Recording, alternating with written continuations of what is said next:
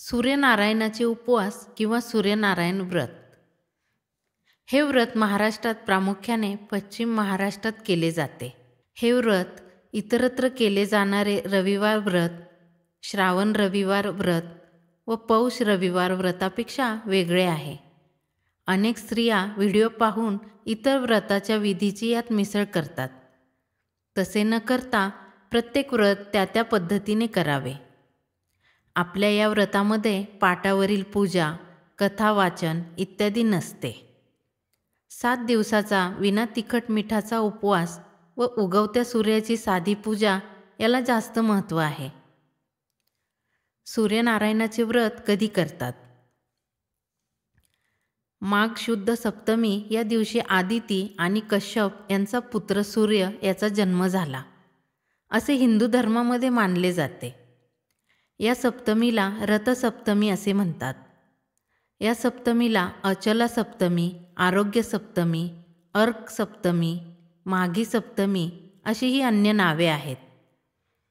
रथसप्तमी हा सूर्याच्या उपासनेचा मुख्य दिवस आहे.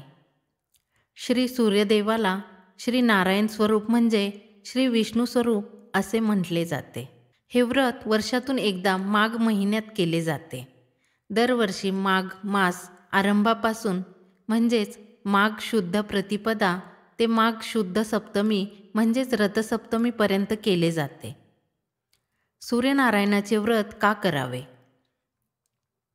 हे व्रत अखंड सौभाग्यासाठी, संतान प्राप्तीसाठी, पुत्रप्राप्तीसाठी, उत्तम व निरोगी आरोग्यासाठी, असाध्य रोग निवारण्यासाठी, रवी व इतर ग्रहांच्या पीडेपासून मुक्तीसाठी, धनसंपत्ती प्राप्तीसाठी, यश, मान सन्मान, कुटुंबाचे रक्षण व कल्याण व मनोकामना पूर्तीसाठी केले जाते.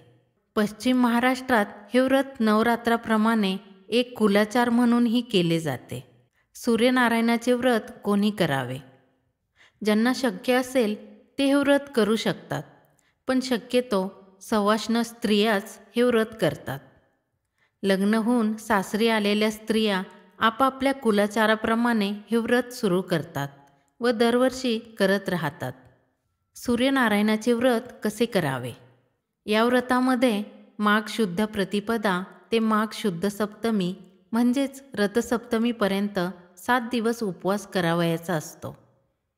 शेवटच्या दिवशी रथसप्तमीला उपवास सोडायचा असतो.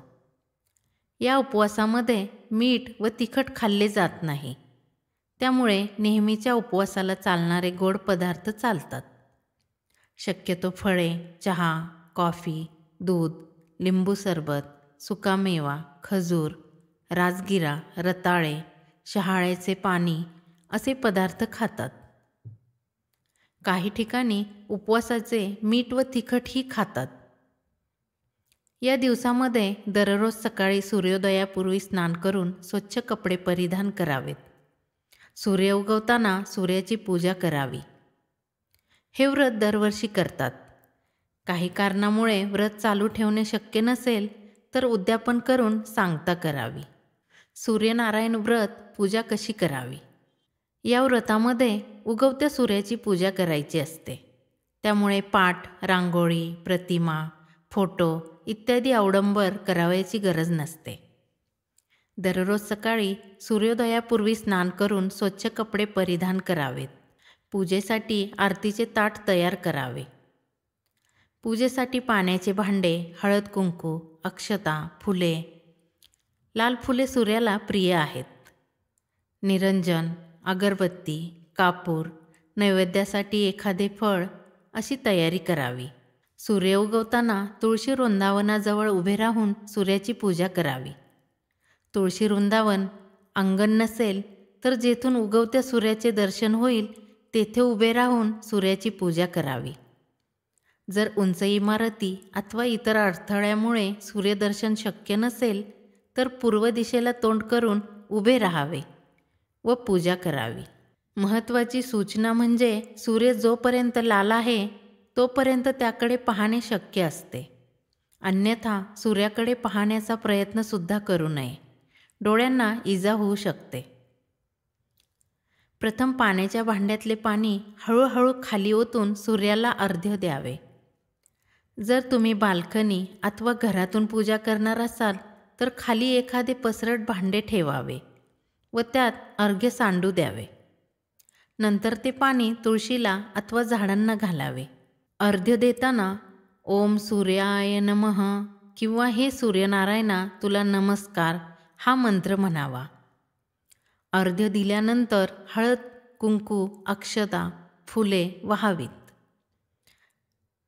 निरंजनाने किंवा कापूर पेटवून सूर्याला ओवाळावे. धूप अगरबत्तीने ओवाळावे.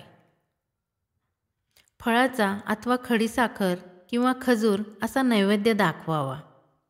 आपल्या इच्छेप्रमाणे रोज वेगवेगळा नैवेद्य दाखवावा. नंतर हात जोडून सूर्याला मनोभावे नमस्कार करावा व आपले मागणे पूर्ण करण्याची प्रार्थना करावी.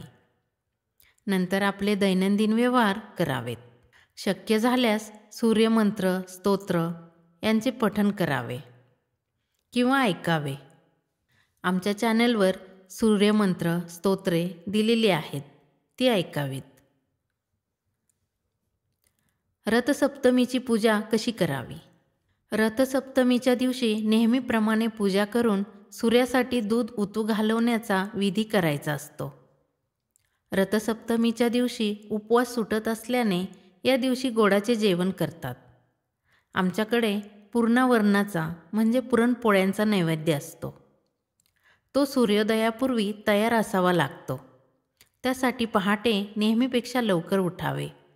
जर ते शक्य नसेल तर कमीत कमी पायस म्हणजे तांदळाची खीर करावी किंवा एखादा गोडाचा पदार्थ करावा. सूर्य उगवल्यावर पूजा करून घ्यावी व तयार केलेला पुरणाचा किंवा खिरीचा नैवेद्य दाखवावा. दूध उतू घालवण्याचा विधी. सूर्योदयापूर्वी अंगणात तुळशी वृंदावनाजवळ किंवा तुम्ही रोज जेथून पूजा करत होता तेथे रांगोळीने जमेल तसा सूर्यनारायणाचा रथ काढा किंवा गोल रांगोळी काढा. त्यावर पेटलेली शेणकुटे, विस्तव किंवा कोळसे ठेवा. तुम्ही बाल्कनी अथवा घरात करणार असाल तर एखाद्या घमेल्यात अथवा ताटात विस्तव ठेवून ते रांगोळीवर ठेवा. आता मातीच्या छोट्या बोळक्यात दूध घ्या. हे दूध गॅसवर चांगले उकळी येईपर्यंत तापून घ्यावे म्हणजे लवकर उतू जाते. त्या दुधात थोडे तांदूळ, साखर घाला. हे बोळके विस्तवावर ठेवा. थोड्या वेळात त्यातील दूध उतू जाईल. याची वेळ साधावी लागते. सूर्य उगवल्यावर दूध उतू गेले पाहिजे. तुम्ही सूर्याची पूजा करूनही हे करू शकता. आता या विस्तवरूपी अग्नीचीही पूजा करावी, नैवेद्य दाखवावा. नंतर तेथे नारळ फोडावा. तो प्रसाद सर्वांना वाटावा.